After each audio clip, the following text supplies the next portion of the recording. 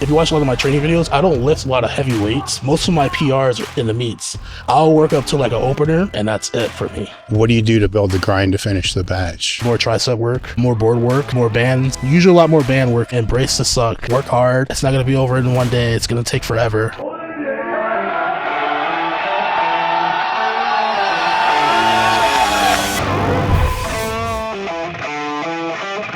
It's time to sit down, keep it real, and cut the bullshit. Welcome to Table Talk.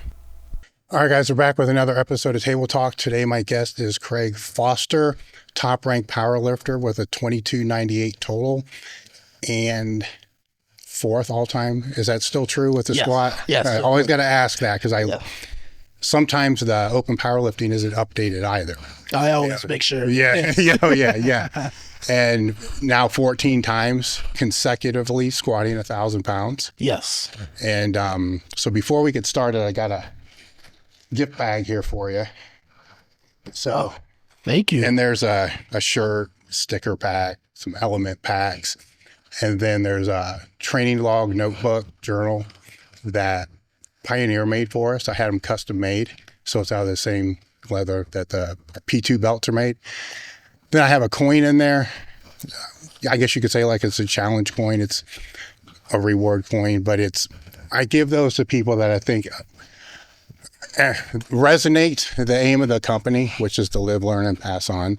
You know, basically people that are going to help the sport grow, that are growing the sport, that aren't dickheads. You know, that's kind of a good way to put it in there. So I appreciate you for what you do and everything that you've been doing and not being a dickhead, right? Thank you. I appreciate that. Yeah. I try not to be a dickhead. So how did your first meet was 2017, right? Yes. Actually, let's go back before that. So I'm always interested in how people got into sport in general. So when they're a kid, because, you know, the genetics thing always gets tossed around. Mm-hmm. But a lot of times there's early development that's going on through sports and shit when you're a little kid. So what was your childhood sporting experience like? I played football since I was a kid, all through high school. And my dad put me in I started weight training when I was 14. Mm-hmm. And we had a basic weight training set in the back of our house. So I was always lifting with him. He showed me the basics. So what did that look like? Just like a weight bench. He created like a little combo rack to do squats. And he had done a couple dumbbell sets. Yeah. So I basically just had like a basic. So I was just work out just to get in the workout basically. So how did you take to that? I loved it right away. Yeah. Because I used to see him as a kid working out all the time, and I always wanted to, but he always like, hold on, give you enough when his time is right, then we'll start lifting. And then once I got 14 in 8th grade before I went to 9th grade to start football, that's when I started actually lifting.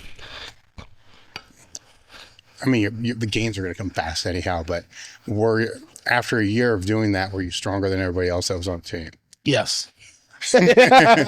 Not to sound like, for the most part in high school, I was probably one of the strongest kids usually. I was benching 315 when I was a sophomore in high school, squatting in the 4s, so power cleaning 225, deadlifting like 400 pounds. What was your weight? What was your playing weight? 240. Okay. 250. I was light. Yeah. I didn't get the size until after high school. Yeah. So. But yeah, I was pretty good. And by the time I got out of high school, I was benching 400 pounds already and squatting mid-5s. And then I was blessed enough to go to college. So I was able to, that's where my strength really took off a little bit more. So I was able to bench mid-4s, 455, squat 615. And then we really didn't deadlift. We did trap bar deadlifts. Was this for football? Yeah. So you played ball in college? Yeah. Where at? Manchester College. Okay. And Indiana, small D3 school. Mm-hmm. I played 2 years. I kind of quit, basically. What's D3? Yeah. I know. You know what? Let me back that up a little bit because neither one of us want to make that look bad, right? But I had the opportunity to play at a small college like that as well, but I was powerlifting at the time. And it's like, well, there's no scholarship. I'm not going to make any money. I'm obviously not going to go further than this. What's the point? Yeah. You know, it's And some do, you know, some kind of breakthrough, but I was just, I got to the point, I liked the lifting, I liked the process, but I got tired. I knew I wasn't going to go to the NFL, and I was more at that point, wanted to party. Women. oh shit. Oh, shit. So, And like school was not, I basically didn't care about school. I really just went to school was just because I needed to play football to maintain my GPA. Yeah. I really didn't. And then at the point, I just told my parents, I want to come home. Did you know about powerlifting throughout this whole time before that? I've heard of it. I knew more about strongman than I did about powerlifting. Because strongman used to come on TV all the time on ESPN. Powerlifting, I kind of knew. Yeah. But I was still like nothing, honestly. So how did the powerlifting come into the picture then? That wasn't until, honestly, I was just kind of crazy. The first time I seen anything really big about powerlifting was I was watching World Star, and the first person I saw was Ray Williams when he squatted 1,000 pounds raw. Wow. Yeah, I know. It was just random. Yeah, I know World Star, right? I know. It's like rap shit and stuff like that, right? Yeah, Like, and he was on there, and that was first time I saw, because before that, I always thought Ronnie Coleman was like the strongest person ever. So seeing someone squat 1,000 pounds, that was like, damn. so it's just like a repost clip of it. Yeah, repost repost. like that. Yeah. And it just posted, and I watched it, and I kind of started following who that guy was, and I realized he's from kind of the same area where my mom was from. So I was like, okay, kind of local kid, and I kind of started following a little bit. Then I went on YouTube and started looking up more powerlifters. That's why I saw Pete Rubish, and seeing him lifted in the his mom's garage, and that's where I started like, okay, this is powerlifting. Were you training still during this time? So you're in college, you go back home, then you're Lifetime Fitness or some shit like that? Yeah, I went to like a LA Fitness, Lifestyle Fitness, stuff like that, little commercial gym.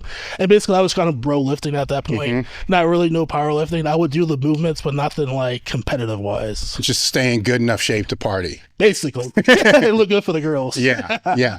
So what was the catalyst then to have you look for a gym that powerlifters were in? And how did you go about that? So it took a couple years. And I didn't get to start till, it wasn't until August of 17 with I ended up becoming my coach, Sean Danner, where he had a gym called Pinellas Barbell.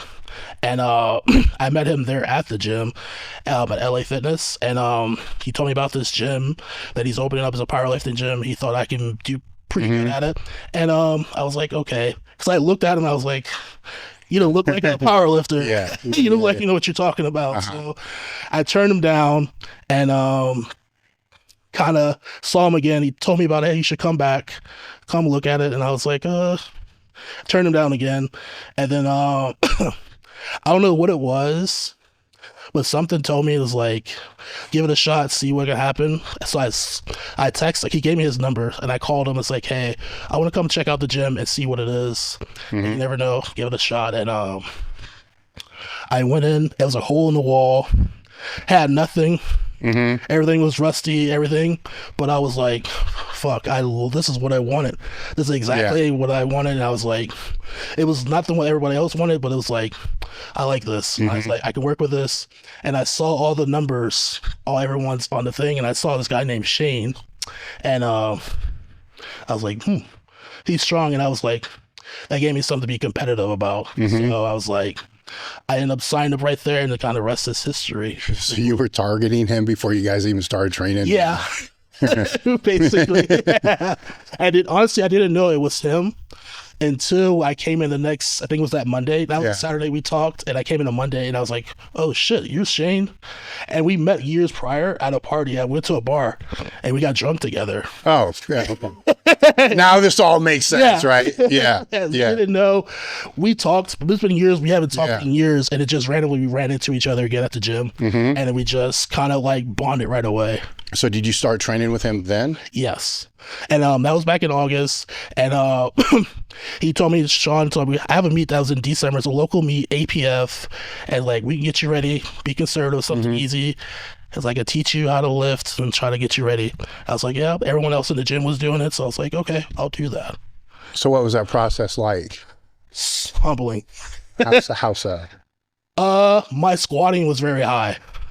So he had to teach me how to squat to depth. So I had to learn how to so he taught me how to squat to depth with a low box, and I had to hit it every time. If not, we had to restart the whole set again. Do you know what the height of the box was? Because you're a big fucker, man. So it was low enough to where like it was actual depth. Yeah, like probably a 10-inch box. 10-inch, yeah. It was low, so it was brutal. Yeah, yeah. So it took me. We had like 16 weeks, and it took me almost a whole 16 weeks to like find the groove, and like get consistent with depth with that.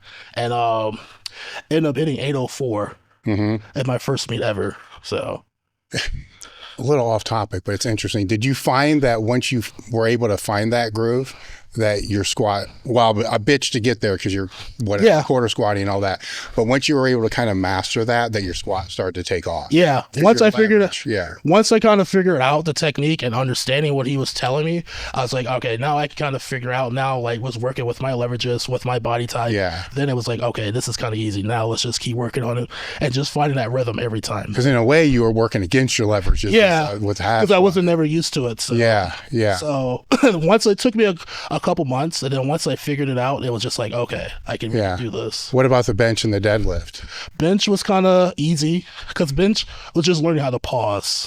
But bench, I always had a strong bench. So it was just learning that a little bit. Basically, kind of learning how to use my lats a little bit more and kind of leg drive with kind of little things. But bench wasn't not too bad. Deadlift was the worst. It still is the worst. But were you doing a lot of deadlifts beforehand? Yes and no. Yeah.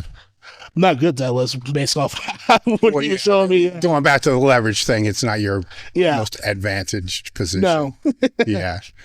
But he taught me I sumo deadlifted. Back then that sumo was like trash. Yeah. So it took me, we worked on it a little bit with mobility work and just like learning how to like get into the groove and like getting into position and holding into that position. So it was like, I remember being sore every session and like, I don't know if I'm going to make it through this. Yeah. Because it was just like, my body was just not used to that. So it was just like, wow, this is going to be harder than I thought. Sore through the hips. Yeah. Yeah. Okay. That's a positioning thing. Yeah. Yeah. So what was the result of the first meet then? So I was in the sleeves. I ended up squatting 804. I bench 485. And I deadlifted 606. Okay. It's 1890. Yeah. In my first ever meet. Then were you sold on the sport at that point? Oh yeah, I was sold on. After that, I believed it all with all his everything that he said. I was hooked after that. And then I did another meet, no off season, just went straight to another meet. That was in April. It was another APF meet, and I squatted 837,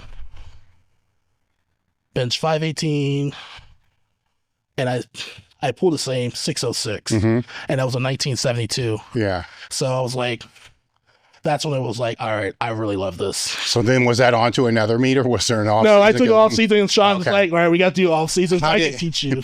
How did he convince you to do that? Because I've seen the same trajectory, right? And usually it's boom, boom, boom, but you just keep going. No, he just told me we need to teach you a little bit more. We need more for time because you're good enough. You have the genetics where you could just get better, but I want to teach you a little bit more now. And I was like, okay, let's do that. He's like, patience, be patient. It was always his thing. So, and we just worked on that. And after the one in April, it was another meet. It was a USPA meet, which is a lot more stricter compared to an APF meet. Does that really make a difference for you in the squat though? Because you're still gonna rebound out of the bottom. Well, with APF, it's a mono compared to. Oh yeah, you're right. Yep. So. Yep. So now you gotta walk out. Yeah. So a lot of people were like kind of skeptical because I remember going into and I put my openers. Everybody was like looking at me. It's like this kid doesn't know what he's doing. Because I remember I put my opener was like 782, and as a squat, and people was like, "You're not gonna not gonna make it. You're just gonna bomb out. And I remember Shane telling me, don't even worry about it. You're gonna show off. Just be all right. And I end up squatting that day 865. Okay. Shattered the state record by over 100 pounds, which to me at that point was like, I was happy about that because that was something I really wanted to like have a record of some sort to like chase after. And I benched 545 and I think I pulled 606 again. I think. Just, right around. Same. But I ended up totaling 2K 2018 that day. So my third meet, I finally got over 2K. So we were getting better. We were just like, there's still a little more things to work on. And this is right about 2 years in at that point. No, we're like still a year. Still not even a year. Honestly, not even a year because my first meet was in December of 17. This was in August of 18. So we're not even a year in yet. And then we took out another kind of little off season, and I told him I want to squat 903 as like in February. It was like another meet. It's called Battle of the Bay. Yeah. It's another USPA meet, and it was like a big Florida meet at that time. And I told him I want to squat 903, which at that time was like very many people were doing that. I think only like Ray Williams, Jezza, and like Lily Bridge were kind of doing that. So I was like, I want to be in that company with those people. He said, well, we got to work for that then. So what did the off seasons look like back then, training wise? A lot of volume. A lot of 8s and 10s. Yeah. I mean, a lot of people will be surprised how much volume that I do and like handle it very well. I do a lot of sets of 5. I'll do 5 sets of 10 on squats at sometimes 60, 70%. You even do that now? Even now I'll do 8s. Okay. I won't do 10s now. I bumped it down to 8s. Yeah. So, but back then I was doing 10s regularly. So, and we'll do 5 sets of 10 at like 50, 60%. And that'll be like our work. Yeah. So, and do box jumps, lunges. Damn, just thinking about that stuff we were doing was just insane. Yeah. He was very big on volume than heavier weights. Because if you watch a lot of my training videos, I don't lift a lot of heavy weights. Most of my PRs are in the meets.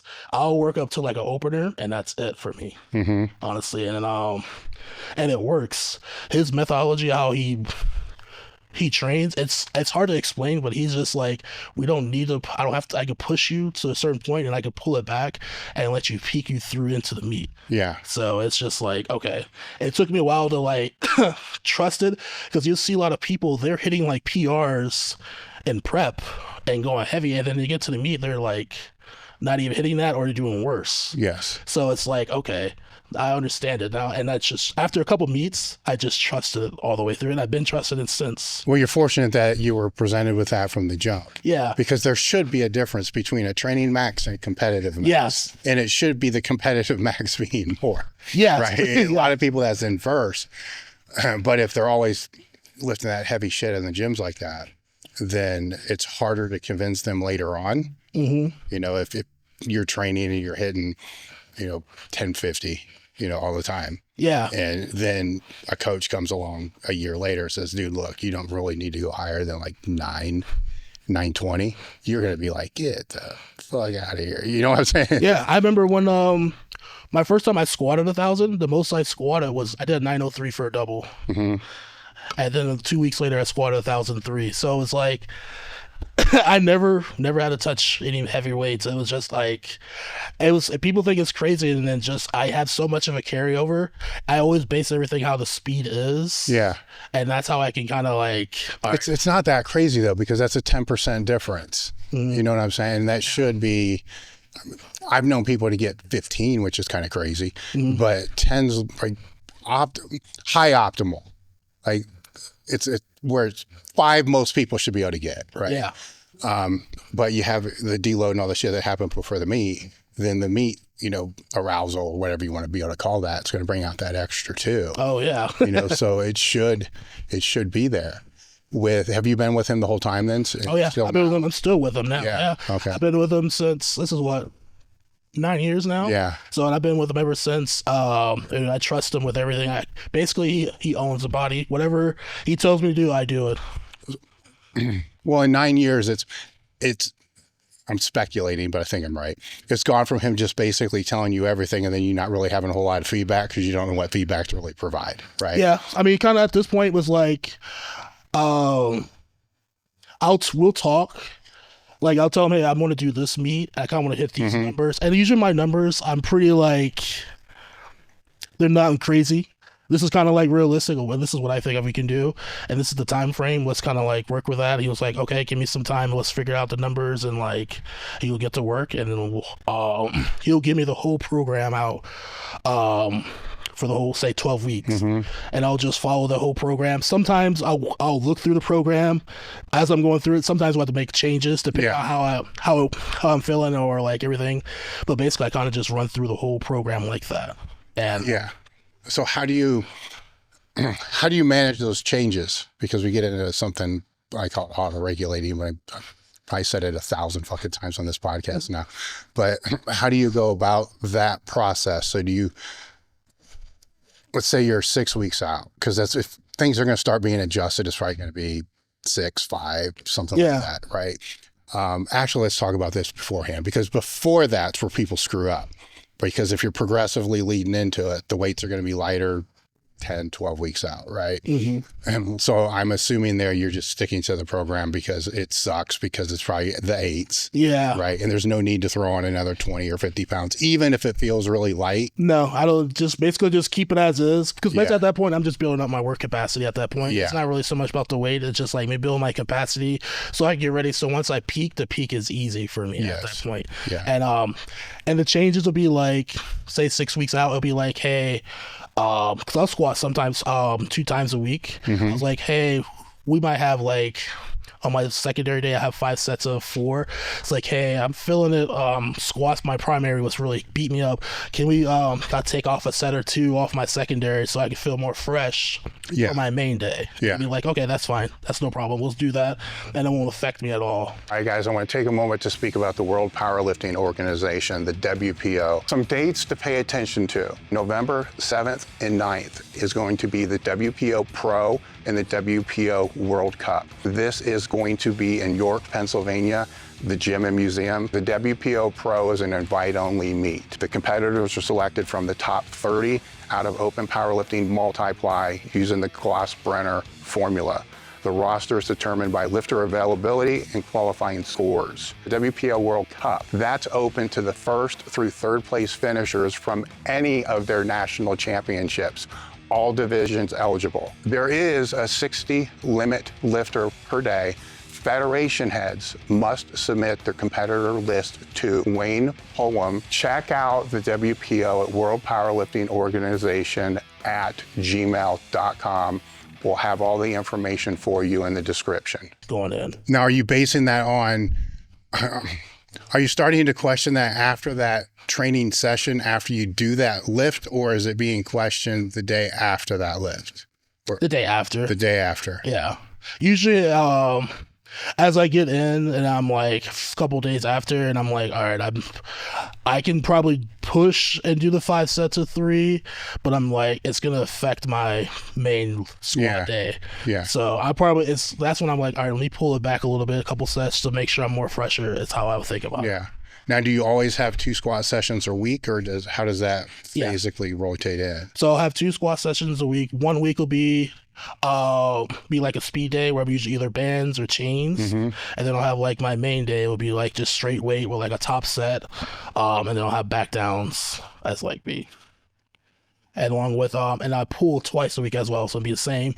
So my heavy day, squat day, will be like my top set, and then my light will be a speed pull day. And then with my and it'll be basically reverse. It'll be a heavy pull day with speed squats with that. And what are the percentages for the speed squats? Be like 70%, 70, 75 sets. Yeah. How many sets? Be range 6. All right. Yeah. Now, 6. with that day, as you get closer to the meet, do those sets go up or go down? Down. Okay, so they get on the same way that the heavy one's going to go down too, right? Yeah, everything eventually goes down. Okay. All right. So how long do the 8s last? I assume your bench and deadlift is the same? Yeah. Okay. Bench, we can always keep the volume. He always keeps that. I recover very well on that. We'll peak for a little bit, but like usually the volume on that will kind of continue. But the 8s, that will last probably a block, which is 4 or 5 weeks. And that's, you'll probably at that point will start to build into a strength block after that. Do you go to 5s or 4s? Back then it was 5s. 5s. Now it's 4s. Okay. I've always kind of joked that 5s might be the worst, and all they really do is make the 3s feel easier. Yeah. That's true. Yeah. 5's always the worst. Always. Yeah. Yeah, the 5's always the worst. Even though it's one more rep, that one more rep is just like brutal. Yeah. So, but back then it was the 5's. We'll do like be 4 sets of 5's for squats, and we'll do that for another block, and then at that point we'll start peaking instantly at that point. Now, is the weight the same for all those sets? Yes. Okay. God, that would suck. Yeah. Yeah. Yeah. I mean, even if you throw a 2.5 on, at least it's something different. It was a lot of grunt work during those times. Yeah. So Yeah. it was a lot of grunt work. And the same for pulls. I'll do a lot of times make me do 6 sets of 3s. And a lot of times to make it even worse, you'll put them as timed. It'll do either 90 seconds or 2-minute breaks in between. Now the squats, Squats, a little more chill. on my speed days, you'll do that. Yeah. Depending on the block and prep, you'll make me be 6 sets of 3.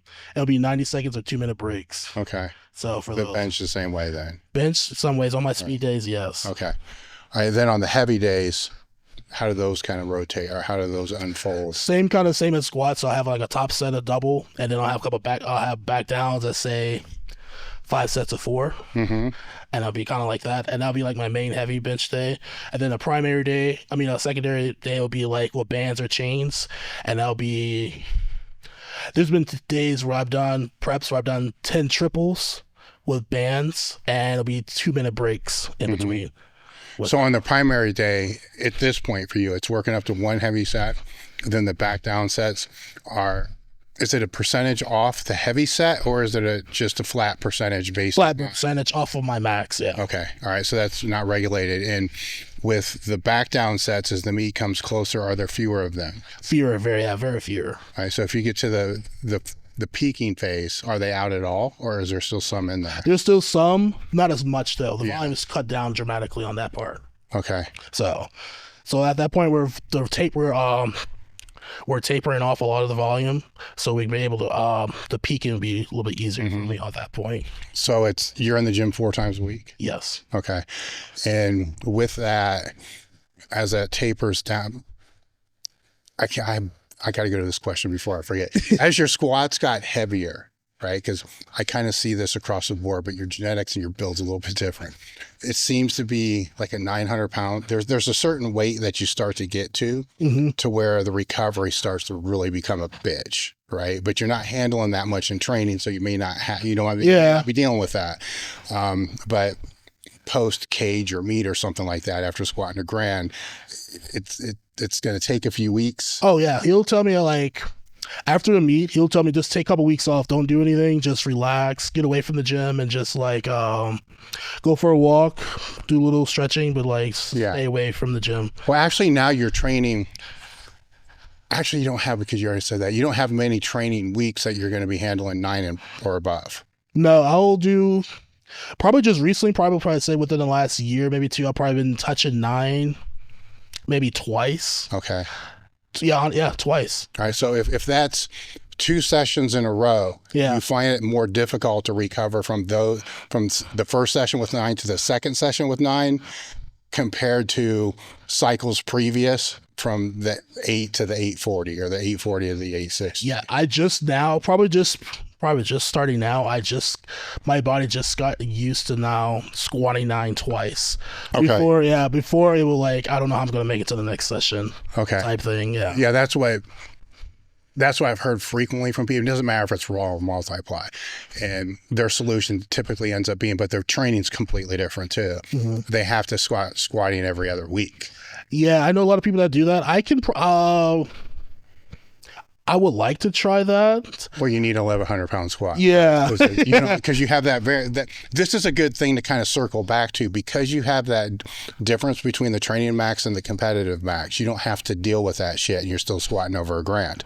Where if the guys were squatting 920, 940, 960, 980 for triple, whatever it is, they have to deal with that. You get, because I think if I'm to speculate, I think it's spinal loading. Because it's still compressing no matter how fucking big you are, right? Yeah. It's still, there's something going on there voodoo wise that who the fuck knows, right? But as you've been able to stay away from it, may be part of the reason why you've been able to hit a grand 14 fucking consecutive times. It stayed, yeah. It did. So that brings up an interesting potential dilemma as that squat keeps going up. Like, what's that going to be? Where the answer is going to be, you'll figure it out, right? Yeah, it's good kind of just experiment. Usually, as I go into the off season now, I'll squat like once a week and kind of just play with that a little bit, and just I'll just do a lot more volume just to let my body just to recover from all because I've been peaking for the last 3 months. Oh, so this is going to suck. Yeah, I've been peaking since November. Yeah, so it's gonna be brutal. So you'll have a couple weeks off, and you're gonna jump right into the 8s, and that's suck. Yeah, or I'm gonna be having the back pumps, and I want to kill myself basically. Can you negotiate with them to make it 6s? You'll probably start with 3 sets of 8 with 50%, and kind of gradually get me going, but it's going to get brutal for me. And it's probably going to take me a good month to get used to it. So when's the next meet you think you're going to do? It won't be till December. Oh, so you got a long I got a long time. Yeah. My goal is, I really want to go for the all-time sleeve record, which is 1080 by Ray Williams. So that's I want to take my time and build up for that. Will that involve a mini peak? Yeah. I'll try a mini peak around the summertime to kind of see where I'm at, and then kind of do some more volume, because I have so much time. Yeah. So I can kind of play a little bit and kind of experiment a little things. What do you think that's going to look like, that mini peak? If I can get over 1,000 without really pushing, I'll be a really good indicator right there for me, which I've never done. So it'll be something where me and him will talk and hey, how we just play with little things, just see what we can do, kind of like that. No, but that's an interesting takeaway, because your objective is to be able to hit a certain number without having to really throttle down to do it. Yeah. That's not how you say these are things I'm trying to bring up. It's just it's hard to really kind of see, because usually my off season is so kind of chill. It's basically I just want to get myself in really good shape, and I'll push. Honestly, I might get over 800. That'll probably be the most I'll probably do 840, 850. And I'll do that for a triple, and I'll be all right, that's a good indicator. I'm ready to start prep at that point. And Sean will write me out a program for 12 weeks based off everything, and kind of go from there. And I'll give him all the data and everything, all my videos, and this is how I think we should do. And we've been together for 9 years, so I have a good things of what I like to do, or I know is beneficial, and we kind of just throw together and kind of just put something together for 12 weeks. What are some of those things that you think are beneficial for you? I like squatting now once a week. We'll throw in a SSB day, which I like doing with we do tempos, which has helped me a lot, especially as I've gotten stronger, because my squat has gotten a lot more different compared to the beginning till now. It's more of a control instead of dive bombing as it was in the beginning. So I like the tempos. It reinforces my squat a little bit more. It teaches me how to be slow and pay attention a little bit more, and just a little bit takes a little bit ease off my back a little bit too as well. And my shoulders and elbows are not getting killed as much with the straight bar. Yeah. What kind of tempos are we talking about? 4-1. Okay. Yeah. And it'll be he'll give me 4 sets of 5 with be a 4-1 tempo, and then depending on if he wants to be an asshole, be fucking 2-minute breaks with that. Is there a pause in the bottom with that? Yeah. So Yeah, it's yeah. All right. So after that pause during the tempos, because it's off season stuff, are you trying to explode out of the bottom after that pause, or just squat out of the bottom? Just squat out of it. Okay. Yeah. All right. How can we explain this? People are going to understand what the fuck we're talking about. Because there's a big difference. Like if you sit down there and pause and then just throttle as hard as you can, that's going to be harder to recover from. Yeah, you're just going to be, it's going to kill my knees. So I basically treat it as like a squat as I pause and then I come out. Basically, I try not to bounce out of the pause. It's basically a pause and I come out of it. Okay. Differently. So. All right. So I don't like to explode out of it. I've never seen really anybody explode out of it. So it's just, I just treat it as a squat to me. Okay. For me. Then with the way that your program's laid out, and this is pretty much should be true with every lifter anyhow, the squat's basically getting laid out first. And then everything else kind of revolves around that, because that's probably, for you, it's going to be the heaviest demand of recovery. Mm-hmm. That kind of goes from there. Meaning that your bench with that mini peak in the off cycle probably isn't really that much. It changes, it cycles, but not as much as what your squat. Would that be fair to say? Yeah. And then and we'll talk about the deadlift in a minute, right? Yeah. We'll save that to a different conversation. But then what about because we talked about primary lift and a secondary lift, which a secondary is just the back down sets for you. Mm-hmm. Are there accessory lifts that you put in? And then what do they look like, and what have you found that works for you? We do a lot of good mornings, GHRs, reverse hypers. How the fuck do you do a good morning? Like what bar do you use? SSB. Okay. Yeah, that's no. Yeah, I know some people use straight bar. I'm like, no, I'm not doing that. No, but I use SSB. I'm going up pretty heavy on those. I'll go up to like over 400 pounds with those. We'll do like 4 sets of 5.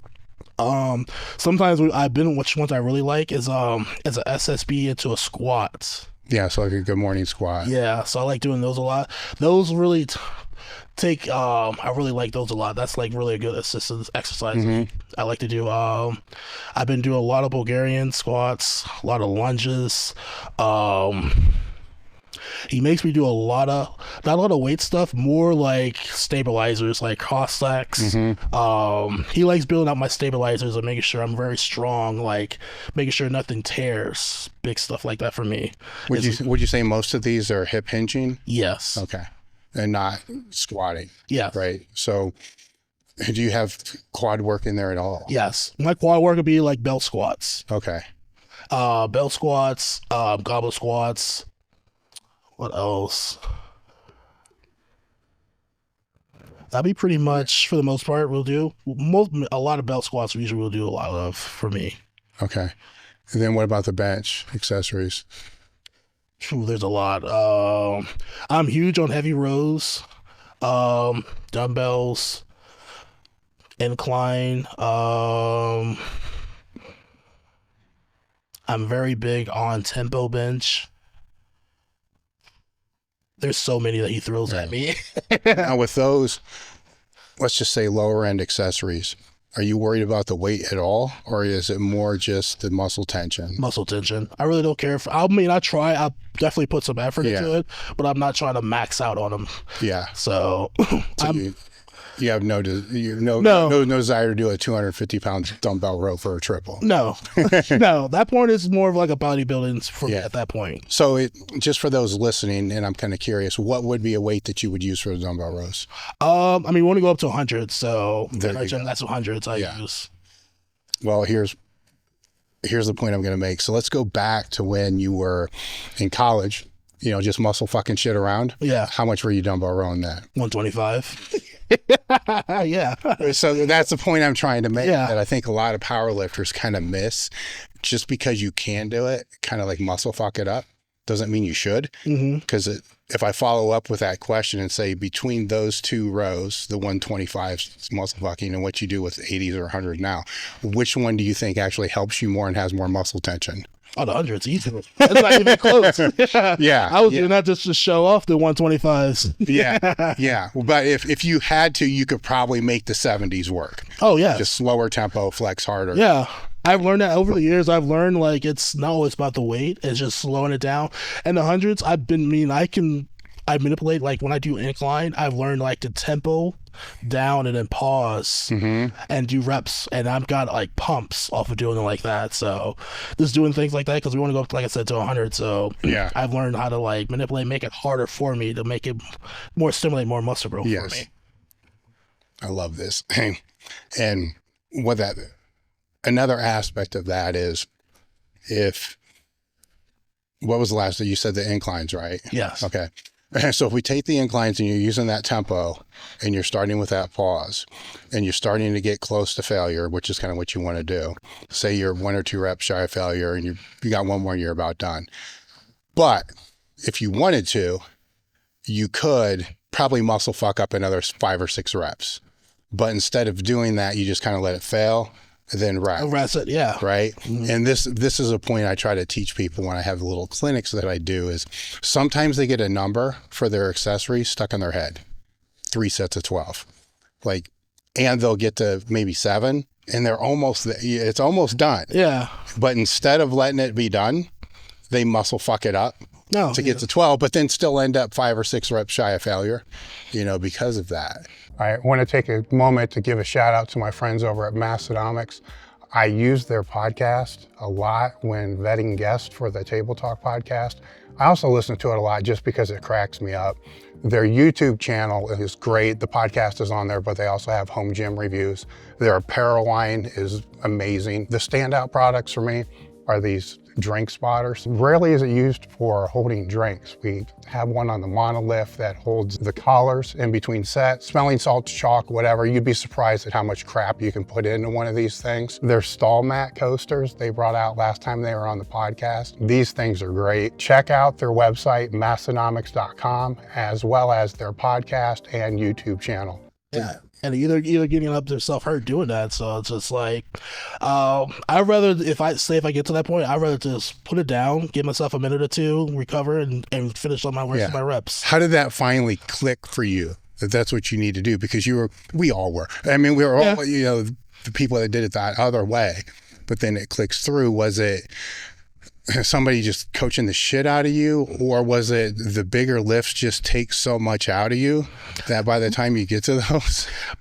Both. It basically had been Coach Sean just like being there and just like, you don't have to go hammer. The big lifts are going to kill you. Basically here, this is just like blood flow for you at this point. You don't have to go hard at these.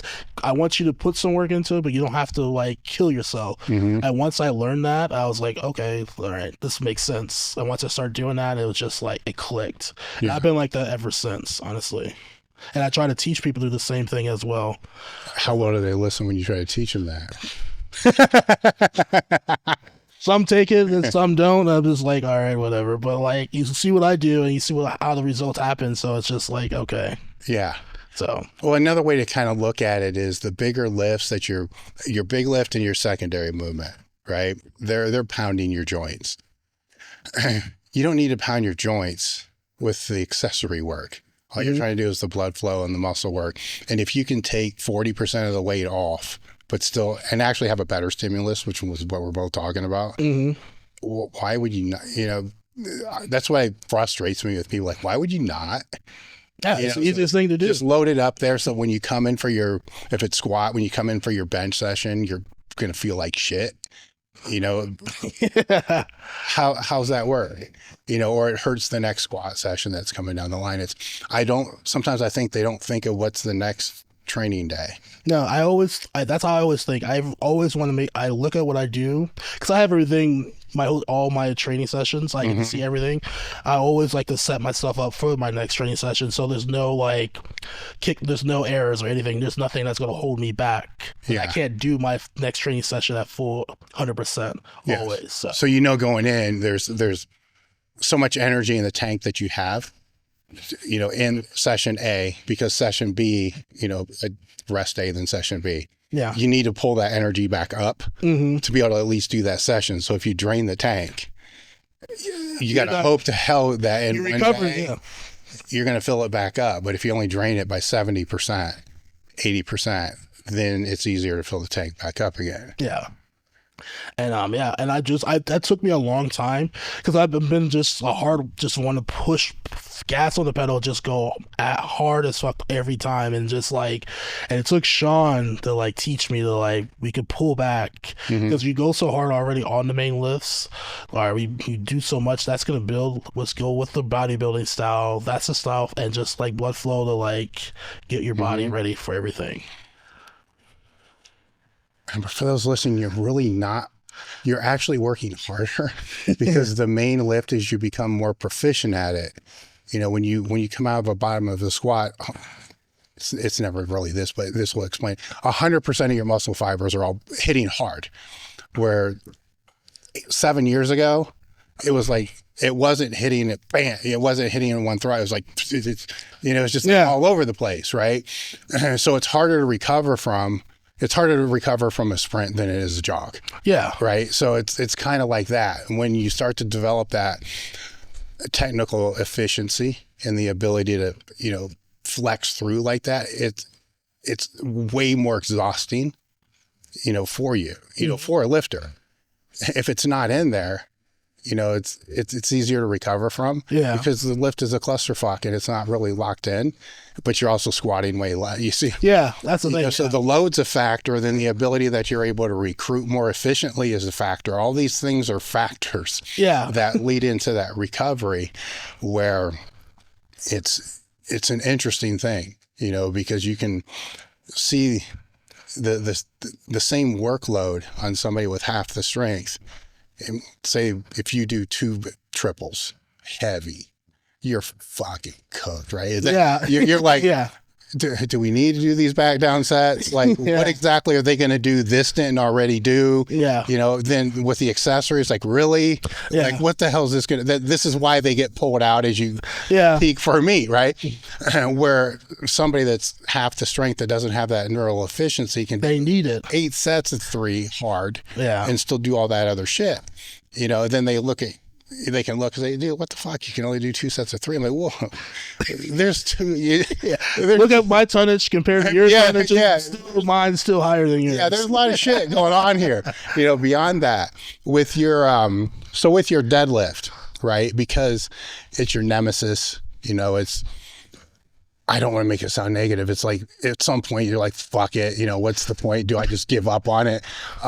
What's been your plan for that? And then how are you going to approach it for the off season leading into the next meet? Because I'm pretty sure you guys aren't sitting there thinking, oh, we're going to find this technique and put 80 pounds on your deadlift. No, it just honestly because squat and bench is so easy. We'll still work on those things, but we'll put those on the back burner because they click very quickly for me, and we'll work more on the pull and just try to just find consistency. Like now I'm going to switch over to conventional and just see what we can do and kind of just play with it and see if we can, maybe that might be more, maybe we can probably be a conventional puller. If not, we can switch you back to sumo, because usually sumo helps with your conventional helps with your sumos, and kind of just work with different things and see what we can do, because a lot of it's not just strength, it's more of a technique at this point now. So this is not insulting in any way. What do you got to fucking lose? I know. You know what I'm saying? So it's the grip an issue? It used to be an issue probably years ago. I think more now it's positioning. Yeah, so you lock that grip. Yeah, because that's low hanging fruit, but the positioning is. Yeah, positioning has gotten. I'll get in good position, and then I'll lose it right away. I don't even know how, and I'll just lose it because in prep I'll have some good sessions where like, damn, I've got some good ass confidence. I'm like, I'm gonna really show out. Like be more proud of my pull than I am my squat, and I'll get to the meet and I'll be just like shit the fucking bed. Basically, I'll hit my opener and I'm like, yes, I'm hyped. Hit my second attempt, I'm good, and I'm like third. It's like the speed of PR to get me over 700, and I'll just like completely miss it. Does your body weight drop in the off season? Yeah, I'll usually lose a good 20 pounds. Is that enough to change your leverage for the deadlift though? Yeah. Okay. Very big time. Everything's very easy at that point. So do you think that, because the squat's going to take out of your deadlift, right? And I guess I saw you, man. Your bench isn't really going to take out of that because you're not like arching and shit like that to wear that out. But time, the meat does as well. Yeah. So your deadlift actually probably needs to be 50, 60 pounds stronger than what you're going to be able to display in a meet. So do you see that kind of through the training? Yeah, I can see. Because the way how he preps me for pools as I get through, because some of his prepping and his workouts for my pools are very hard. To me, they're hard. Yeah. And I get through them, and usually I don't. One thing I try to not drop a pool in prep, and I do really good on those. And damn, I just get to the meet, and I don't know what happens. It's just like, I don't know. It's just because of the squat. By the time I get to the pools, I'm just beat. Yeah. And that's usually what it was in the past. Where just like, I just want to pull whatever I need just to fucking be done. Yeah. So. Well, that becomes a weird one though too, right? Because you get to that point, and then you're looking at where your placing is. You're looking at what your total. Yeah. You're not really looking at what your PR deadlift is because the total is going to matter more. So pulling 20 pounds less is a guarantee, where maybe another 30 is a PR, but you're like, is it worth? That's the fucked up. That's what I always hate. That's why I hate the deadlift, by the way. You probably do too. I hate it. I hate it. I hate it. I wish I was good at it. Yeah. It took me, I just hit a PR back in December. It was 11-pound PR. And it took me 3 years. Yeah. Well, that shows there's life, man. Yeah. You know what I'm saying? And I was so happy when I hit that too. And I was like, finally, even though I wanted 700, but like finally I broke that wall, and it was just like, I felt so good when I hit that PR. So what do your meet attempts look like? I mean, so say if it's 3 attempts in the squat, optimal, let's say perfect meet, what would, if you're going to squat 1080, like what would you have the opener be?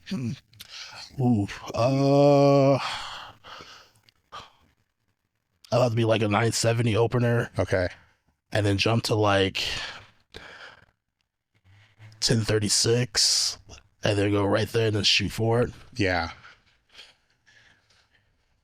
It's risky, but you think lowering the opener might help because that's what I was thinking, lowering it, but then I have to jump because I'm thinking the 1080 is just like, that's where like playing with the numbers. Yeah. And like, because I like starting lower because I can make the jump, but like getting the 1080, it's just like, how would I do that?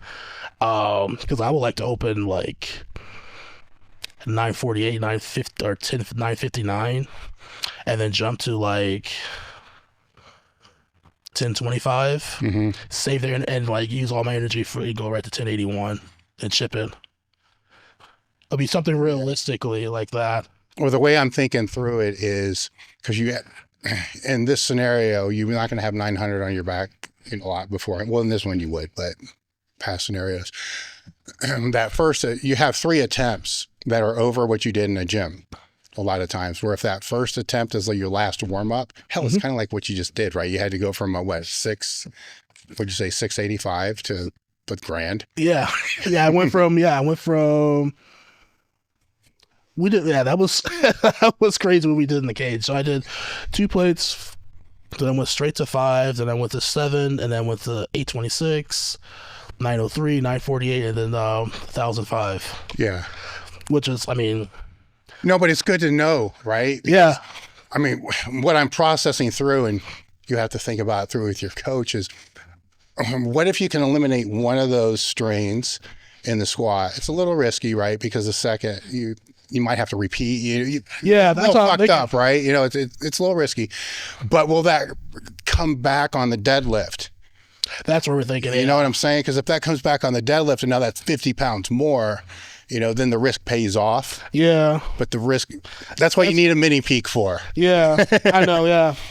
Right, because that could make a big difference as long as you don't have to repeat the fucking sack. Because you don't want to get stuck with your opener. And be 850. I know. Yeah, that's the problem with that.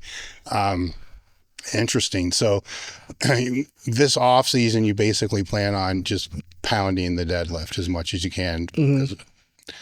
Technically, there may be some room, but outside of that, I'm not expecting no 80 pounds or 100 pounds. If I can maybe get 20 pounds I'll be happy with that. Mm-hmm. 20 pounds, 25 pounds, I'll be happy with that. That lets me know that at least that's progress for me at that point. I'm not trying to be greedy with my pool. Make it somewhat decent and respectable.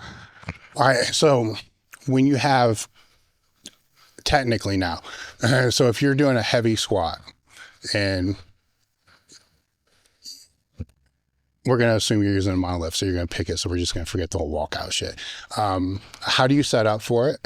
And then if you were to watch your own video of you squatting and say exactly what you do and where you feel the tension from the time you approach the bar to the time that you rack the bar, what is that sequence of events? It's so natural. I'm trying to think how... At this point, it's automatic. So it's a back, right? So, you grab the bar first? I grab the bar. And what I do is like I put my look down. I kind of create like a line as like a where to put my feet at, as like an imaginary line to show where like this is where I need to put my feet at, to kind of line them up for myself. And that's where I'll line my feet up to try to get them as to get my stance, to get them as even as possible. And then once I get in and I pull my shoulders in to the bar to create as much tension as possible. And then once then I can just pick. So when you say in, you're pulling them this way or down? In. All in. Yeah. Okay. All right. So all in.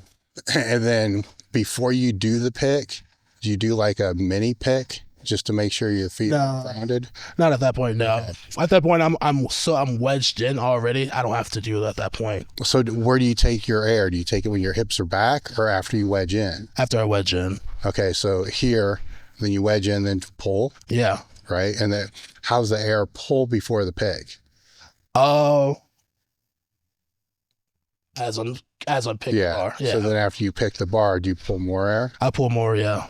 Okay. And then break with your hips, knees first, or both at the same time? Both at the same time. And then where do you feel the tension when you break? On your quads? Where are you trying to feel it? Say if on the way down, where am I going with it? All right. So if it's a max lift and you kind of have to strain, right? It still takes the same, 5 seconds. But in your head, it feels like a fucking hour, right? Yeah. And when it comes through there, you feel tension. Like on the way down, you're feeling tension on the way down. And if you feel the tension in some weird ass place, you shift to put it back where it should be. Usually my quads in at that point. Okay, so on the way down, you're feeling the quads. Yeah. Like if you started to feel your glutes or hamstrings, you would correct. Correct, yeah. Right? And that would just shift. Shift everything. Yeah, okay. All right, so then as you get down, is somebody calling you up or what are you feeling to be able to know when to come back up? Pressure. Pressure, basically. Yeah. I've gotten really good at like knowing. Based off my speed and just kind of knowing, I kind of can tell where my depth needs to be. The lower I go, the faster I come out of the hole. Yeah. Usually if you, when I start cutting, that's when you start seeing where it is slow at that point. That's because I'm not trying at that point. But like when I'm actually push, it just comes seamlessly at that, like that. So now if you begin to misgroove it a little bit on the way up, where does that happen? Usually midway. All right. And then how do you correct that? My body just automatically corrects it for me. Really, honestly. Yeah. It automatically just corrects the work. Sean has me do some of these exercises that my body just corrects itself, and I keep my backs tight, and it just automatically I just go straight up. Okay. So you're using training to compensate for what that's going to be, which it sounds like you're going to fall forward a little bit. Yeah. Right. So you're using the training to be able to build the static strength. So when that happens, it's automatic. Yeah. Okay.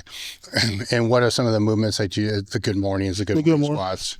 The good mornings, that's where the good mornings come in to help. The lunges, the reverse hypers, the GHRs, those things come and help handy right there. All right. So if we move on to the bench, how's that work as far as your setup? That is very unconventional at times. What do you mean at times? I mean, I could be crooked. It's Yeah. as Sean would say, you're crooked on your bench, but like it That's worked. because you were partying the night before still, because you're still doing that shit, right? Yeah. I'm too old now, but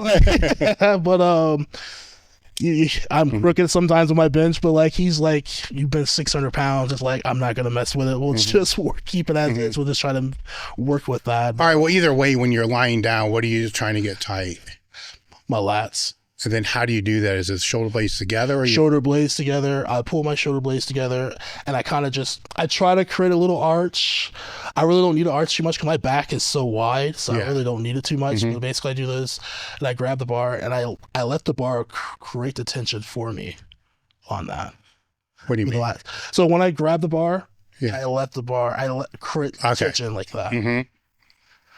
And once that's why sometimes I get self unrack a lot of times with the weight. I really don't have to have a handoff. I like to if I have someone there, but sometimes if I don't, I can do it myself. Yeah. Well, you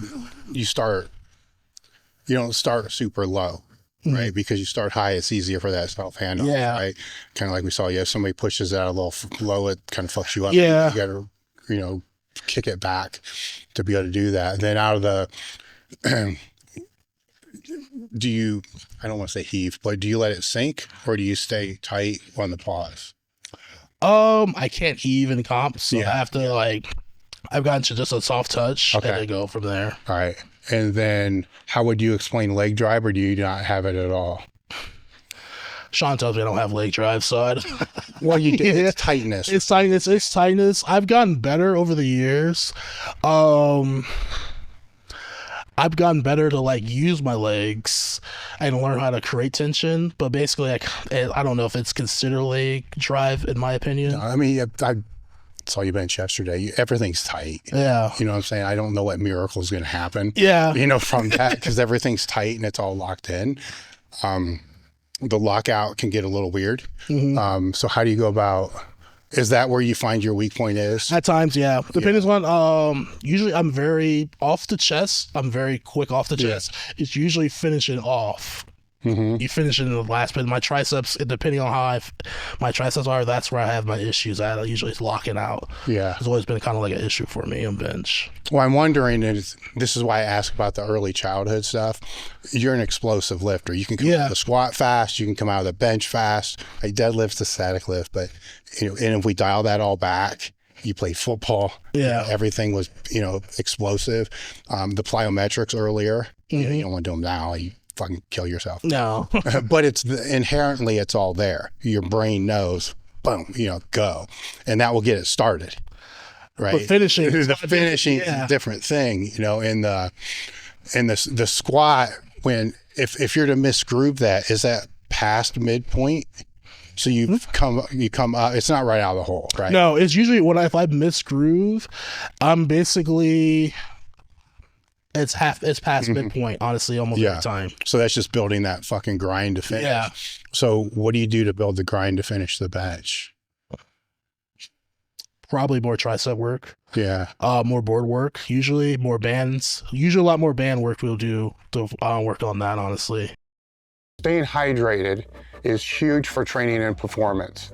And this is why today's episode is brought to you by Element. Element gives you exactly what your body needs: 1,000 milligrams of sodium, 200 milligrams of potassium, 60 milligrams of magnesium, 0 sugar, and no junk. Personally, I like to mix half a pack with my morning oatmeal. I'll use any of the chocolate flavors. I drink it with all my training sessions, watermelon being my favorite. Some other reasons why I use it is stable energy with no crash. It fights off fatigue and cramps, improves mental focus and clarity, helps regulate stress, and supports deeper sleep. And there's no sugar and garbage. Here's the best part. You can try it totally risk-free. Right now, Element is offering a free 8-count sample pack of its most popular flavors. With each purchase, you get 2 of each of these 4 fan favorites, perfect for finding your own favorite or sharing with a friend.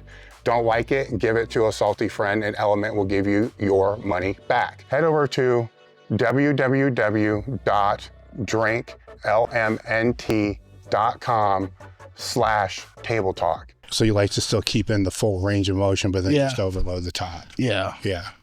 So that's basically what we'll do a lot of, and that usually works. It just usually after squats, usually just after the meet, I would always lose percentage. Yeah. It just gets a little bit tank, so it's always like a hit or miss after that. But I've hit 6 a few times in the meet, and then I've been missing plenty of times in the meet. So it's just like depends on like where my energy is. Do you find the faster the rest between the squat and the bench, the better or the worse?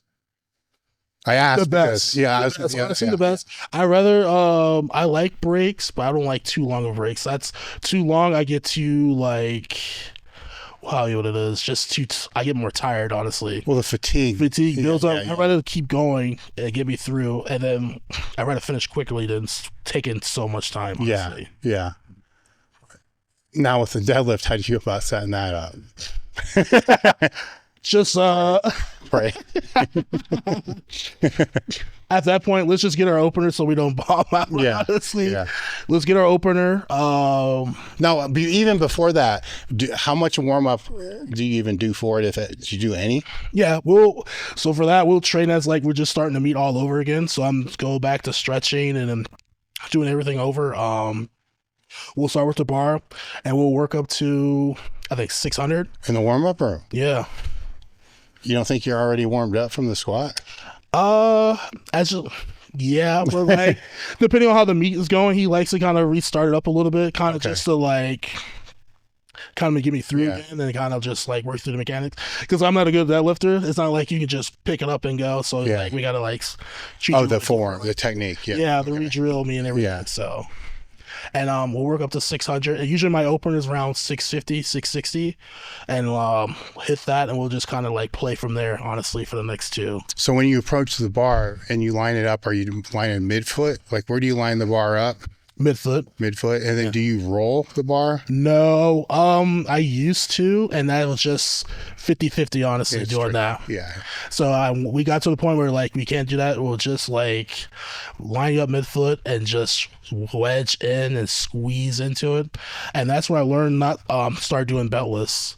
And I've been doing that for the past couple years because when I start wearing a belt, I started rushing because I couldn't breathe. So I was like, I need to get it up, and that's when I was like missing. Yeah. And now like I learned not to use a belt now, and like I can fit into it better, and I can stay in there more now. So it's gotten a lot better because of that. Are you able to get your armpits like right in line with the bar? Yeah, a lot better now. Yeah. And breathe. Yeah. So you're not breathing after you're in that position. So when do you breathe? After, before. Right before. Yeah. And just hope to hell you can hold it. Yeah. Yes. Yeah, that becomes a big man problem there. That's why I asked about the rolling, because a lot of guys that are your size, they get the air before they roll, and then they're able to keep it, but it's a tricky thing. It is. It's a 50-50. You either hit it or you don't hit it. Yeah, so if you don't, you're fucked. Yeah. It's bad. Yeah. Yeah. If somebody's in your gym and you're teaching them how to squat, so now different scenario, right? So a real world scenario. So they have they already have training experience. They come probably like most of the people that are going to make their way to the gym that you train at. They have some experience, and you're kind of watching them squat, and they're going to be receptive. What are the things that you see that you're trying to help them correct? More so, I'm not going to care so much about your depth right away. Just I want to see how your technique is, and a lot of time if I see it's like they're trying to think of what's the most. They look so unsafe. Try to create a good base for them, like how to stack their feet, how to root their feet. It's the main thing I try to help them with. And teach them how to like when a lot of them they walk out, they don't use a mono, and teach them when they walk out like how to like redirect and like teach them how to brace. It's one of the things I try to help as much as I can with them with that. So with the feet, how do you go about teaching them the rooting, I guess is what we're talking about? Yeah, so I teach them once they walk, it's like how to root and to like fit their feet into it, and kind of keep them stacked, in a sense. And basically one of the things I like is like I want them in a strong position where like I can touch you and you're not going to move, basically. And that's how you should squat, in my opinion. And then how do you go about teaching them how to brace? Which actually with the group that you're talking about, is the rooting a higher priority in your view than the bracing? They're both really important. Okay. They are, but it's nothing like, that's something I'll show if they've been doing it for a little bit longer. I'll show them that. More so just teaching them the basic mechanics. If I'm just seeing it from the first time, just showing them the basic mechanics. Bracing, I'm still learning it myself. Yeah. So I teach them kind of like just learning how to like stay tight, and learning how to, some of them don't know how to use a belt. So I'm like teaching them how to use a belt and like just staying tight and staying how to compress with that. Yeah. And then what about the bench? Teaching them how to like, teaching them to stay tight, honestly. A lot of them, they bench like this instead of like this. Yeah. So it's like a little bit different. Try to teach them with those things. And pulls, I'm probably the last person they want to ask. Yeah. We have some good deadlifters in our gym, so I let them to speak with them, honestly. So what do they ask you then about the squat? Because I'm sure they're asking you about the squat.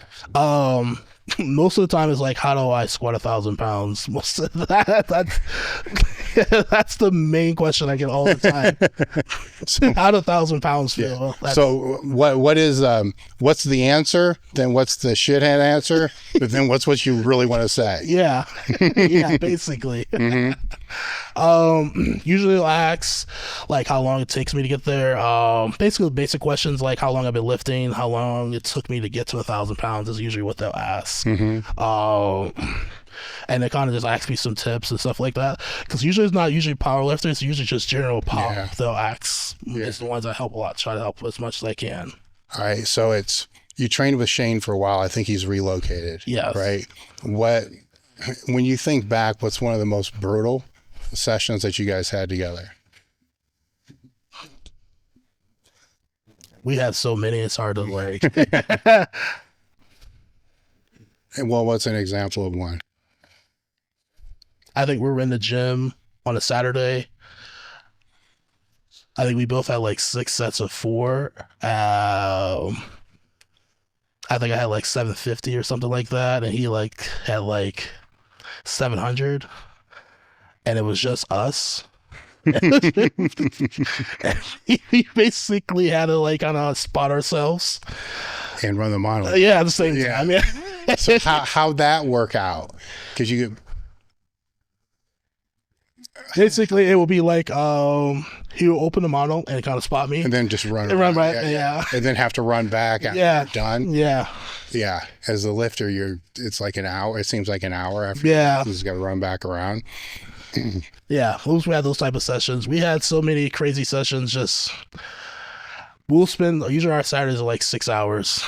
Really? Yeah. It'll be brutal. A lot of times we're dicking around, fucking around, but we'll have our Saturdays are like brutal sessions. Well, let's put some context in here just so people understand, right? So you're fucking around through the warm-up sets, but when the work sets start, that's when we're busy. Then it's locked in. Then that movement's over. Then you fuck around. Probably 10, 20 minutes to get kind of give ourselves a little bit of break. 20 minutes. We'll fool around a little bit, because then we usually have the deadlift after that. Yeah. And then we're kind of like, at that point, we're warming up. We're kind of shitting around a little bit. Then same again as we work. Then it's fucking business in, and then like accessories, that's where we're kind of like shitting around and shit. Yeah. Okay. The context matters. You know what I'm saying? Because some people think that you're training hard for 6 hours, which is freaking impossible. No. But then we'll see other people that will train for 6 hours and they fuck around the whole time. I know people do that. Yeah, where it's.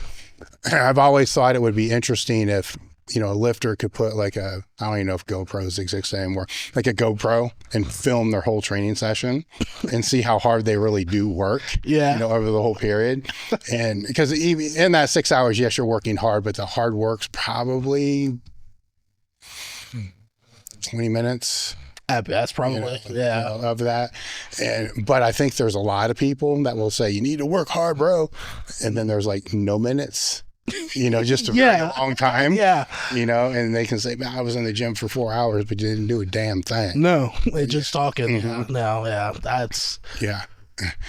So after he left, is there a group of people that you squat with? Is there like a squat day? Yeah, we have a squat day. I have some. I have a lot of good people at my gym. A lot of younger people, but they put in work. So I got a kid actually that Shane coaches. His name is Matt. He's a younger guy. He's been powerlifting a couple years. He's strong.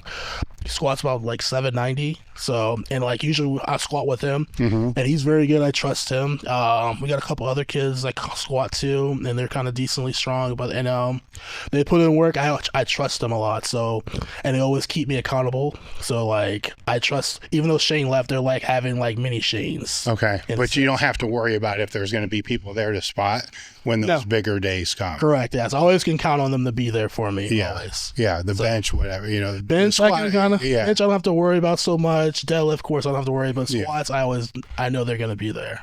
Cool. So, and how long you had that group of people?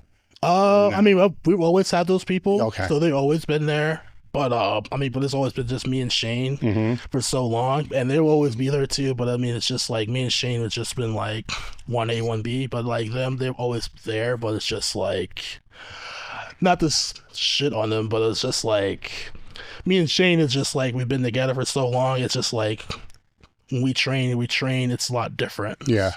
Compared to other people, in a sense. I don't want to say the word bought in, but there's different levels of taking this shit serious. Yeah, there is. Yeah. Right. And nothing against those that don't. Maybe they're just not there yet, or they don't know what it really means. Yeah. At that point. And I like to talk about, lifters that are all in. Like, it's funny how we kind of define that through the years, because you learn after a while, you were all in on the things you conveniently wanted to be all in on, but you really weren't, because your rest sucked, partying, all this other shit was going in. But in the gym, you were all in. But other stuff you're not. The other stuff you weren't. So at what point did you begin to realize that other stuff actually really matters? When I saw Shane doing it and it was working. Okay. You wanted to be. Yeah, that's how I was like, I don't want him to like be that much better. So I was like, when I saw him doing just like eating better, getting more protein in, and just like not drinking and just like taking it serious, and then I saw his total just kept going up and up and up, I was like, okay, I'm gonna do the same thing and not let him beat me. It's not like it's gonna hurt me. So that's when I started like getting my sleep better, getting my eating better, just doing much as I can to get better. What was the hardest variable out of all those for you to be able to get better? Probably to sleep, to get the receipt app was probably Was that like an instant miracle? Very. Yeah. That was probably the best thing ever, honestly. Once I got that was just like a game changer, honestly. How long ago was that? I'd probably say 3 years now. Okay. What'd your body weight do after you got it? It dropped a little bit. Not dramatically, but like I recomped a little bit better. Interesting. Yeah. Yeah, because as fucked up as this is going to sound, Louis used to bitch when I was in the gym and hated the CPAPs because it would take the bigger guys that were already way too big, right? And then they get the CPAP and put on another 50 fucking pounds. Really? Yeah, because they're finally resting, right? They're getting like a minute of sleep, throughout the whole night. Then they can boom, and it just was up. But it was more of a conditioning thing than anything else. Yeah. Right. So you have high volume and all this other stuff in there. So the conditioning is kind of being taken care of. So the nutritional side, how do you manage that? Do you just look for the protein and then fill in the gaps with that? Yeah, so I tried to get before that because I wasn't getting enough protein. Now I made it a more priority to start with the protein, get that as much, and then I kind of just basically fill in the gaps at that point. Honestly. And my goal is if I try to stay away from the fast food and like the cookies and ice cream and stuff like that, I'm pretty good, honestly, at that point. And now since the older I've gotten, the better I have to at this point now. So what are the signs that you feel if you're not? Because you said is it the recovery that takes the recovery, and I notice as when I'm training, I'll feel weaker. Like I'll start like shaking, or kind of in the sense like I can just, if I don't get enough calories in enough day, I can tell like this workout's gonna be shitty today. And in that case, so I have to I'll find ways to get calories in if I gotta go to the gas station and get me something real quick like that. Are there any other recovery modalities that you've put in? In what sense? The answer would be no. No. Well, I mean, in the sense of, I mean, some people will try like cold plunge. I mean, there's a bunch of that shit, you know, stupid shit there. I probably think more along the lines of just cardio work. I do cardio, yeah. Okay, how do you put that in there? I'll do some walking. I try to get a few walks in. Me and my girl will go do some walks, 10 to 15 minutes at night after dinner. Mm-hmm. And that's something my coaches got me really big on. It's like walking. Yeah. So that's helped me a lot dramatically. So you saw an immediate difference there too. Yeah, Yeah. definitely. That's helped a lot. Circulation does kind of help when you're trying to recover, by the way. Yeah, especially as big as I am, I have to be. Yeah. Yeah.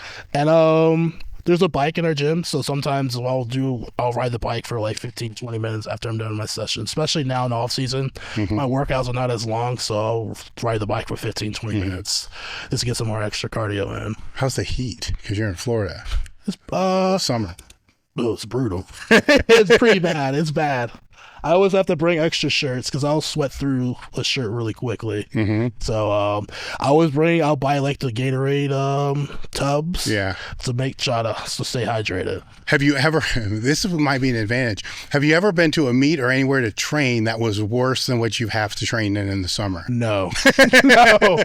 Usually where we train is the brutal, and then we go into a meet where it's like air conditioned, and it's just like, wow, this is easy. Yeah. That's how it is for us. Or a meet that's not, and everybody else is bitching, and you're like, this is nuts. Yeah. I have people that be bitching. I'm like, this is heaven for me right now. So. Yeah. And how do you track your hydration? So that's got to be a huge one for you as well. I try to drink 2 gallons of water a day. That's like the minimum. I used to in the beginning. We used to during the summer when we used to train. I remember one time I lost 10 pounds in one session, and that's when I was like, "All right, we got to make sure you stay up on your water." Constantly. And when I'm at work, I have a gallon of water, and I'll drink. When I'm in the gym, I'm always drinking water constantly. So wait, what are your work hours? Usually 8 to 5. Okay, so you're training at night. Yeah, usually. Are the big lifts on the weekend or? Yeah. Okay. Yeah, I do my squats on Saturday always, and my pulls are on the middle of the week, which is like a Wednesday, which is not too bad. And then I bench during the week as well too. So I'll bench like on a Monday, and I'll bench on a Thursday, and I'll pull on a Wednesday. All right, so your week sessions have variability. Yeah, built in, in case work or whatever the fuck, I can move things around a little bit. Right, easier to recover from. But then the weekend, I have to be squat day. Okay, and then Sunday is that off? Sunday is my off day. Okay. Yeah, and then and depending on if something happens with life or something, I can always I can use Sunday as like another session if I have to, or like I have to push my squat day to a Sunday. I'll do that if I have to.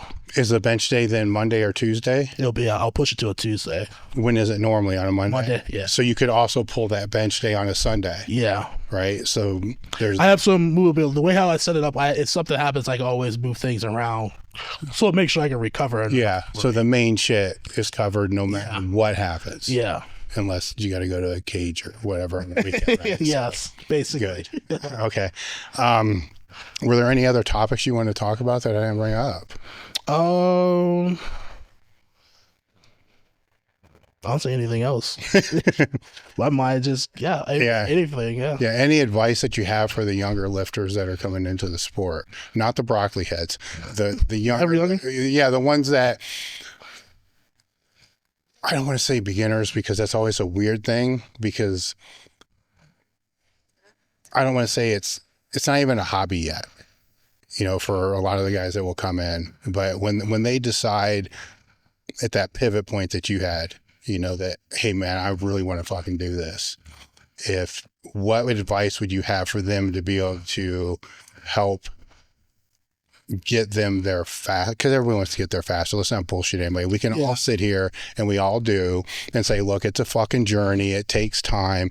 But at the same time, we all remember I'm the same way too. Yeah. It's like even now, it's like if you could figure out how to get your deadlift up 100 pounds, you're going to fucking do it, right? It's so we're kind of like bullshitting people when we say that, but it's true, right? But there's a lot of things that had you known earlier could have made a big difference. What would be some of those things? The one thing, I was pretty blessed in the beginning. For me, I got put in the right gym with the right people, so I didn't have to make those same mistakes I see some people made in the beginning of their journey in powerlifting. So I was able to like skip all that. Everything was like easy for me. If I had to say, it's probably just find a powerlifting gym and go in there and just talk to the people that are powerlifters and just work hard and like learn from those people and like ask questions and try to just learn as much as you can. I mean, it's as cringy as it is. I mean, it is a journey. It's gonna take a long time. It sucks. Embrace the one thing Sean tells me: embrace the suck. That's what it is. Work hard. It's not gonna be done. It's not gonna be over in one day. It's gonna take forever. Probably honestly the best advice I can get. It's just gonna work hard, honestly. Hey guys, if you're enjoying what you're watching, make sure to take a moment to like, comment, and subscribe. You're in a, I don't like to use the word hardcore, so black iron gym, I don't know what the fuck to call it, right? So you're still in a gym where people take the shit serious. And when I came up through, and this is something I like to ask everybody, when I came up through, you kind of had to, we tell all these kids, look, find a gym, where people know what they're doing, ask questions. But there's another part of this where a lot of times people will do that, and they'll be telling you shit, like, look, I'm going to squat the all-time world, right? They're going to just say stupid shit, right? I know. And you're going to help them minimally.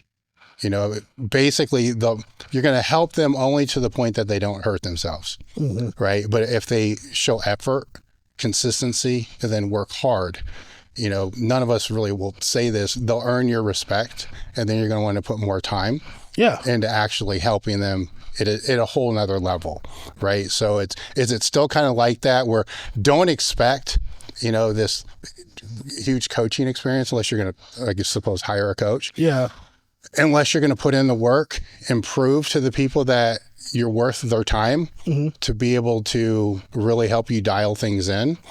Is that still kind of the case? In a sense, I mean, at my gym, I'm always willing to help as much as I can. Yeah. And there are a lot of people, they're pretty much, for the most part, I'll say almost everyone is pretty receptible. Of course, what I say, I'll tell you, hey, you need to do this, and this can help you a little bit more. You do this and this and this, it's going to help. And usually, for the most part, they'll listen. And I have a very good gym. Everyone is super good at listening and taking good advice. But of course, there's always some people that don't, so it is what it is. But for the most part, it's just, and like, they understand. They've seen me, a lot of them have seen me do this for so long. I mean, like I said, I've been doing it for 9 years. Even though that's still, to me, I'm still learning at this point. But they see me, they see the work ethic that I put in, and a lot of them, and I tell them, whatever you need, I'm always here, give you advice.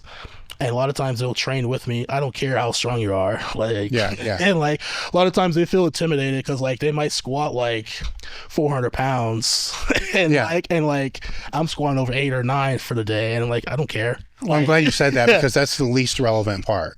Yeah, I can care less what you squat or what you lift. We're working together. It's like there's only one squat rack open today. It's like, I don't care. Like, what's working together? Like, that'll be a cardio for me today. Was taking off weights and putting yours on. Let's go. And like, that's how I am. I don't care. If you're ready to work, let's work. How have you learned how to deal with the gym drama? Because that changes over years, and you can't sit here and tell me that it never happens. Oh, it does. Basically. I'm very good at staying out of that stuff, honestly. Of course I hear it, but I try to just stay out of it. I have a good my owner, Nick. He's very good at like keeping that out of the gym. So he's very chill. He doesn't like all that stuff. As soon as he hears it, kicks you right out. So well, I ask that because that can impact your recovery too. Yeah. Where if you just are completely non-interested, and then it quits coming, but then you don't get sucked into it. Where maybe that wasn't always the case because you've been doing this for a decade, and then you realize sometimes you get sucked into it. Then you're like, motherfucker, and it's... Yeah, I mean, probably in the beginning, I was probably in the drama, but I've always been the type of person, I've never been a drama person. Like, I'm very, like, keep that away from me. I've never been, even before powerlifting, I'm not about that. So, like, gym, I really just, like, I'll know what it is and, like, hear from it, but I really just stay away from that, honestly. Yeah. Now, now there's the gym drama, and then there's the online drama, which is all fake. But, so how do you manage that? Or do you just kind of... I don't pay attention. No, Okay. I mean, I'll hear it. And, like, the people will say I squat high all the time. And then, like, dude, my people in the gym, they'll comment back or reply back to them, why are you talking? This man squats over 1025 easily in comp. And, like, they always got my back constantly. So it's like, I don't have to say anything. Well, I always say that, everything you see out there is fake. Yeah. Because you could probably take the same people, and a lot of them don't even use real names and shit like that, and implant them all in the same gym to train on a weekend, and everybody gets along. Yeah. Right?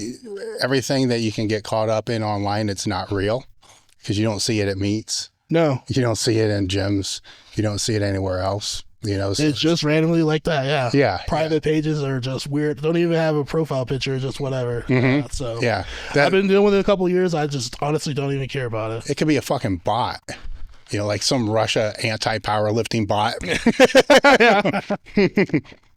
that just goes out and says that was high, to everybody across the board. And then people get all butthurt about all that.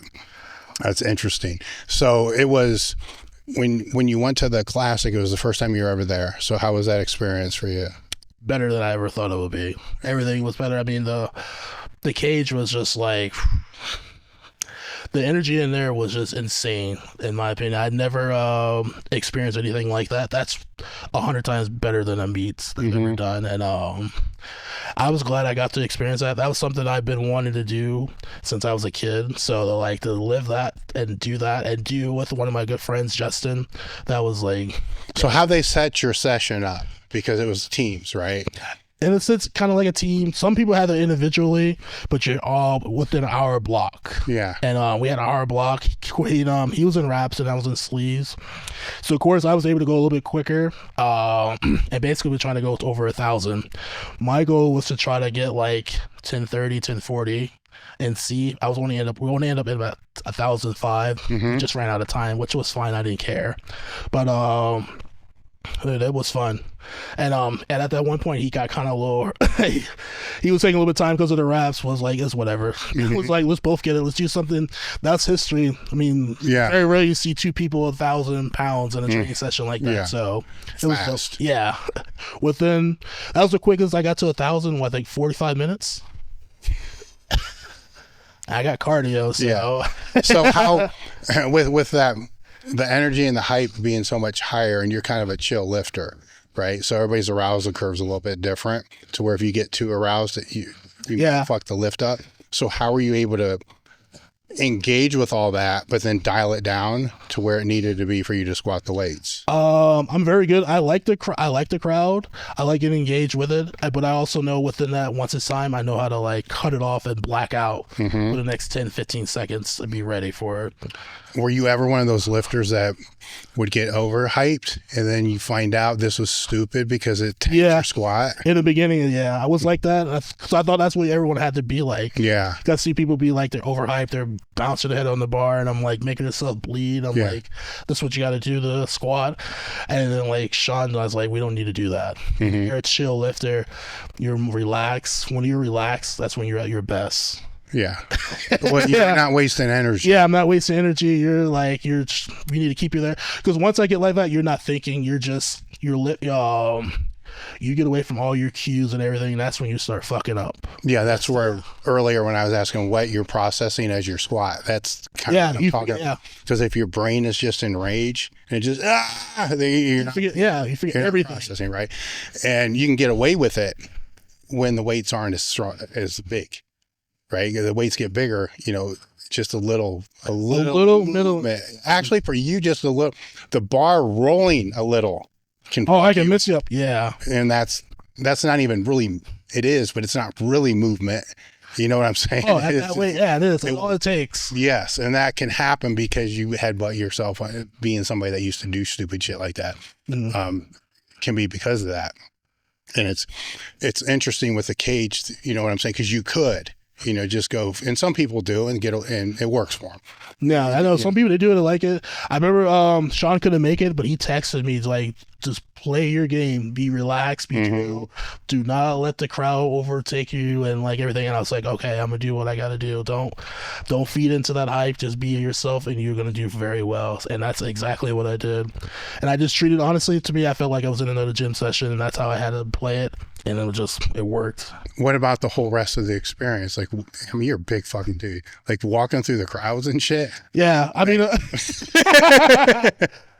after I was done, I watched a little bit of wrestling, a little bit of lifting, and then honestly, me and my girl would just walked around because I wanted to experience the whole Arnold, and we just walked around, which was, I don't know how I did that. I was like, imagine the amount of walking we did, but we just walked around the whole convention center and just experienced it. It was nice. And I mean, I got stopped every few seconds to take pictures. I mean, squatting 1,000 pounds, so so it was definitely something different. Well, it's interesting, right? Because this is the fun part, is people will know you and want to take pictures with you there, but you go to your local gas station and nobody knows whether the fuck you are. Nobody cares, because everybody thinks they're going to get famous from doing this, and you might be when you go to a big meet. There's people in there, but at your local grocery store, they don't even care. You can't even get the attention of the fucking somebody to get what you want. Yeah. That's where I want to be famous. Yeah, exactly. That's how famous you really are. You need help finding the fucking peanut butter, and you can't find anybody to get it, right? So we already talked about what was next. What outside of the squat, is there a total that obviously the squat's what the main rock that you want to go after. Is there a total that you want to get? 2,400. 2,400, and I could call it a day. Okay. Okay. I know what you're gonna say, but that's the number right there for me. Did you say that with 2,200? No, I know. Once I got to 2,200, I knew I could do a little bit more. I'm close to. I'm 2 pounds off for 23, but 24. I mean, like, I know my limits. I know where, like, how much is no. I mean, I'm 36. I'll be 37 at the end of this year. I mean, I don't want to keep pushing more at this point. So eventually I like to stop. I would love to keep powerlifting, but do it just for like fun at that point. But like 24 be like the number where like, all right, I'm done. What would doing it for fun look like? Well, I'm not blasting, and I'm not. Well, I can just go in and I can just have fun, and like I'm not trying to squat 1,000 pounds. I can squat like 700-800 pounds, and I'm like I'm happy with that. Honestly, that's be like my thing. It's an interesting thing, right? Because it becomes part of your identity too, right? Yeah. So you don't seem like it's engulfed everything, about you, so do you have work ambitions that you're working for? Yes. So I just started a new job. So like, that's more of a, like, I want to start getting better with that and like move up in the company. So like powerlifting is still there, but I mean, working is more like becoming more a priority, and I'm getting more older. So it's like life is getting more taken over now compared to what was in the beginning with powerlifting. So do you find as you go through that this is going to sound so weird to people that don't know where we're coming from, that the distraction of life, because it really should be the distraction of powerlifting, right? The distraction of life is helping with your recovery. It is. Because then you're not in your head about all the time. Yeah. Which with, a lot of you guys, powerlifting is it. Life supports the powerlifting. Yeah. But when that starts to become a little more balanced. Then it's different for me. And that's, it's been the best thing for me, honestly, at this point. And I like it. So it's like I take more. When I first started, powerlifting was everything for me because I was younger. So, but now it's just like, I love it, but I like having fun with it now. It's the fun. Life is more, how do I say? I'm trying to like, No, but it kind of goes back to that all-in thing that I'm talking about. Because of that, you're actually more into powerlifting than you were before. Yeah. Because the recovery aspect's going to lead to a greater result. But you wouldn't think that 10 years ago. Yeah. Right? Because at that point, you're picking jobs based upon when you got to train and all basically this other kind of shit, right? And that's stressful. Right, because you're not making shit. You can barely put 2 fucking dimes together to be able to get to a meet and all the other things. And then when that becomes a little bit more priority, it's a little easier to do those things. And you're like, oh fuck, I don't have to stress out all the fucking time. Yeah. And you're not sitting at home playing video games thinking about your next squat workout 6 days before it actually happens. You know what I'm saying? Yeah. So the bandwidth becomes a lot more focused on what it's supposed to be, which is upside down to what you would originally thought. You know, you get what I'm saying? And that's one of the things that's hard to explain to lifters, because they think that you're telling them to take it less serious, but in reality, you're actually taking it more serious. Yeah. You don't get it until once you get older. And it was like, and it took me till last 3 years. Yeah. 4 years, I got it kind of like that. And it's been the best thing for me, honestly. And I learned that from Dan Bell, honestly, watching him. How so? Oh, just watching, dude, he powerlifting him is fun. He's drinks. Yeah. Doesn't give a shit. He does. You know, I mean, you know him better than what I do. He does. Yeah. But he does. He loves powerlifting. Yeah. I mean, he drinks during the meet. And he squats over 1,000 pounds like it's way easy. And he's just like, it's another day to me. So there's a question there. How was that when you're in that other mindset? You know what I'm saying? Like, you're all into this shit and it's all you ever think about, and you go to meet and get waxed by a guy that's down in 12 beers in the warm-up room. Oh, that had to piss you off. It does piss in the beginning. It pisses, 'cause I've done a few meets with him, and I'm just like, damn, it pisses me off the first time he did it. And then, like, as I do it, I'm like, fuck, man, like, I wish I can do that, but I'm like, I can't do that. And it's just how he has to be, and I just like, and it kind of the way it made me kind of like tone down a little bit more, so I'm like more relaxed and I'm more chill now. I'm not like overhyped as much now. So honestly, being around him made me a lot better, honestly, with the powerlifting. Yeah, I mean, that's kind of what we've been talking about. All that added stress adds up. Yeah, where in a way, if you don't give a fuck, that's probably not the best way to frame it, because you do, right? And he does too. Yeah. But if you can get out of your head. That's the thing. Like, if you can get out of your head, then you're going to be able to recover better. You're going to have all these other, the alcohol's a whole nother stupid thing. But I suppose if you've done it your whole entire life, then what difference does it really make? I don't know. It's plenty of hell to me. How can people go about finding you? You can find me on Instagram. My name is Craig. Paul King Foster. I'll change that. That's pretty much, that's pretty basic on social media.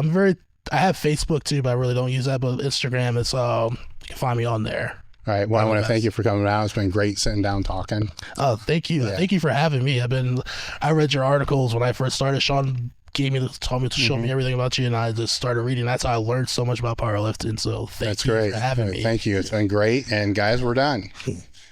All content you see on this channel and at elitefts.com is created by, take a guess, Elite FTS. If you want to help support the content, head over to elitefts.com and pick up literally anything that you need to be able to get more jacked and strong.